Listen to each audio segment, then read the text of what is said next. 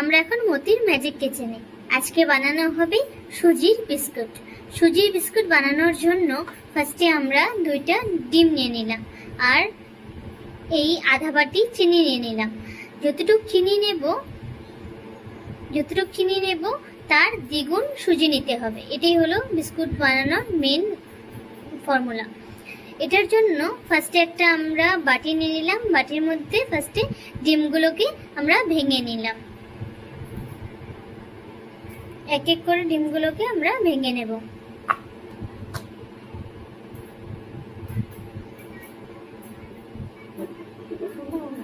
ভেঙে নিয়ে ভালো করে এটাকে মিক্সড করতে লাগবে। যত ভালো এটাকে আমরা মিক্সড করব তত বিস্কুটটা ভালো হবে। এই বিস্কুটটা বানাতে কোনো ওভেন লাগে না, এটা গ্যাসেই বানানো যায়। এরকম করে ভালো করে মিক্সড করতে হবে, আর অল্প সময় না, একটু বেশি সময় ধরেই ঘুরিয়ে ঘুরিয়ে ভালো করে মিক্সড করতে হবে। এই মিক্সিংই মেন জিনিস এটার মধ্যে ফার্স্টে আমরা এরকম চিনি দিয়ে দিলাম। চিনি দিয়ে ডিম আর চিনিটাকে ভালো করে আমরা মিক্সড করব। মিক্সিং এর প্রসেসটা একটু লম্বা হবে, ওই জন্য আমি অল্প দেখাচ্ছি, কিন্তু আরো 5 মিনিট আমি যতটুকু দেখেছি তার আরো 5 মিনিট আরো মিক্সড করতে লাগবে। এই মিক্সটা যদি ভালো না হয় তবে বিস্কুটটা বানানোর পরে বিস্কুটটা ভালো হবে না। বিস্কুটটা কোনো জায়গায় শক্ত হয়ে যাবে, কোন জায়গায় নরম হয়ে যাবে, এরকম ধরনের হবে। এই যে চিনিটা আমাদের পুরো মেল্ট হয়ে গেছে, তার মধ্যে আমরা এখন সুজিটা দিয়ে দেব। সুজিটা এই বাটির আন্দাজে আমি চিনি দিয়েছি, এই জন্য এই আন্দাজে আমি সুজিটা দিয়ে দেব। সুজিটা এরকম 1 বাটি,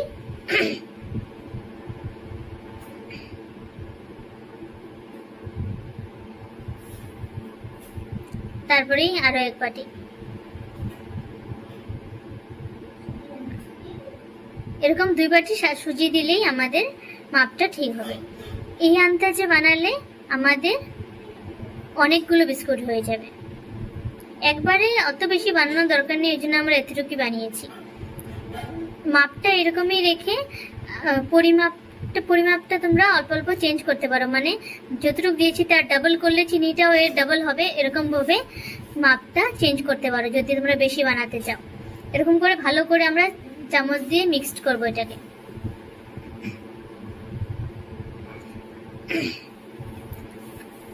চিনিটা আমাদের ডিমের সাথে মিক্সড করার পরে আমরা ওই টাইমটাতে 10 মিনিট রেখে দিয়েছিলাম।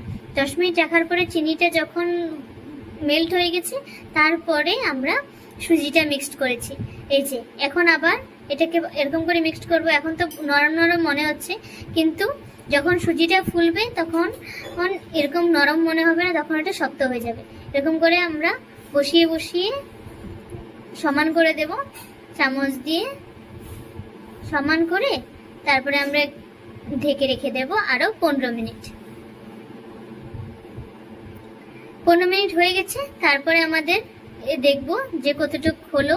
এই যে এটা সুজিটা ফুলে গেছে আর ডোটা আমাদের এরকম হয়ে গেছে, একটু শক্ত হয়ে গেছে, আগের মতো ওরকম নরম নেই। তারপরে আমরা একটু হাত দিয়ে ভালো করে মেখে নিতে লাগবে এটাকে, যেহেতু আমরা আগে চামচ দিয়ে মেখেছিলাম, ওই জন্য আমরা হাত দিয়ে ভালো করে মাখবো। এটাকে মেখে দেখবো যে এটা হচ্ছে কিনা। যদি আর একটু নরম লাগে তো আর একটু ভালো করে মাখতে লাগবে, যেহেতু মাখাটা হয়নি সেই জন্য আমাদের একটু নরম লাগছে। এরকম আমরা ভালো করে মেখে নেব। মেখে দেখবো কয়েকটা বানিয়ে যে হচ্ছে কিনা। এরকম করে কয়েকটা এরকম করে বিস্কুটের আকারে গোল গোল করে বানিয়ে দেখব। কয়েকটা বানিয়ে আমরা দেখলাম হচ্ছে। এখন এই যেরকম আমরা কয়েকটা বানিয়ে ফার্স্টে টেস্ট করব যে হচ্ছে কিনা। নরম আছে কিন্তু এটা হাতে লাগছে না, শুধু আমার হাতে তো ওগুলো লাগানো আছে, কিন্তু এই জিনিসটা হাতে লেগে যাচ্ছে না, হাতের থেকে উঠে আসছে, মানে আমাদের ঠিক আছে প্রসেস। এখন আমরা কি করব, হাতটা ধুয়ে নেব। হাতটা ধুয়ে তার মধ্যে আমরা তেল লাগিয়ে নেব। তেল লাগিয়ে এরকম করে গোল গোল করে বানিয়ে নেব, শেপ করে বিস্কুটটা এরকম করে গোল গোল করে এরকম করে এই প্রসেসে বানাবে। এই জন্য আমি কয়েকটা দেখিয়ে দিচ্ছি কিরকম বানাতে লাগে। এই যেরকম করে এখন আর লাগছে না হাতে, যেহেতু তেল লাগানো আছে। এই যে এরকম করে গোল করে বাস একটু চ্যাপটা করে দিলেই হয়ে গেল আমাদের বিস্কিটের শেপ। এটা যেরকম ধরনের ইচ্ছা বানানো যায়। কেউ ধরো এটাকে একদম গোল যদি বানাতে চায় ওইটাও বানাতে পারে, কেউ যদি কোনো সাজে ভরে বানাতে চায় সেটাও বানানো যায়। আমি ডাইরেক্ট এমনি নর্মালি বানিয়েছি। নর্মাল বানালে এটা দেখতেও সুন্দর লাগে, আর এমনি নর্মালি ভাল লাগে এটা দেখতে, বিস্কুটের মতো হয়েই যায়। ওই জন্য আমি আর কোনো সাজে বসাইনি, ডাইরেক্ট এমনি বানিয়ে দিয়েছি। এই যে এরকম আমাদের রেডি হয়ে গেল। আমার প্লেটে বানিয়ে রেখে দিয়েছি বিস্কিটগুলো। এরকম করে অনেকগুলো ফার্স্টে বানিয়ে নিতে লাগবে। বানিয়ে আমরা গ্যাস জ্বালিয়ে দিলাম, তারপরে গ্যাসের মধ্যে কড়াই বসিয়ে দেব।